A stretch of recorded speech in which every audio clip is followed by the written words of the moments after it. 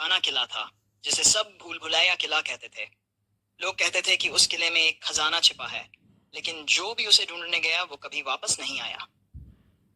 गांव के बड़े बूढ़े हमेशा डराते थे कि वहां जाना मना है, लेकिन रामू कहाँ किसी की सुनने वाला था। रामू बड़ा जिद्दी था। एक दिन उसने तय कर लिया कि वो किले में जाएगा और देखेगा आखिर अंदर है क्या। सुबह सुबह वो अपने कुछ सामान के साथ निकल पड़ा। जैसे ही वो किले में दाखिल हुआ, उसे अजीब सी ठंडक महसूस हुई।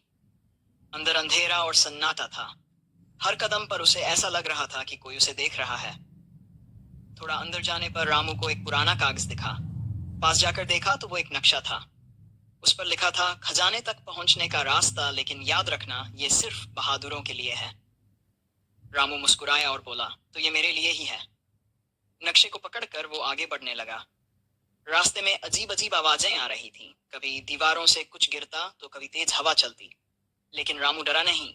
उसने नक्शे को ध्यान से देखा और उसी के हिसाब से चलता रहा। चलते चलते वो किले के बीचों बीच पहुंचा।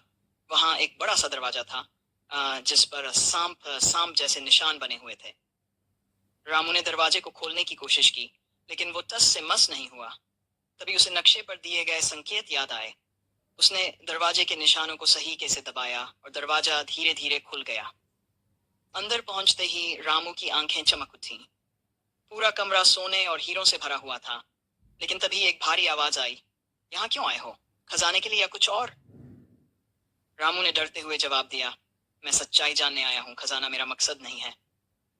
आवाज शांत हो गई। खजाने के बीच में रखी एक पुरानी किताब चमकने लगी। रामू ने उसे उठाया और पढ़ा। उसमें लिखा था कि यह किला एक ऋषि ने बनाया था ताकि लोग सच्चाई की अहमियत समझ सकें। जो लोग लालच में आते हैं वो यहाँ फंस जाते हैं। रामू ने खजाने को हाथ भी नहीं लगाया और सिर्फ वो किताब लेकर वापस लौट आया। गांव वालों ने उसे सही सलामत देखकर दंग रह गए। रामू ने उन्हें सब कुछ बताया और कहा, खजाना सोना चांदी नहीं, बल्कि ये जान है कि सच्चाई से बड़ी कोई दौलत नहीं। उस दिन से गांव वालों ने किले को डरने की जगह एक सीख के तौर पर देखना शुरू कर दिया।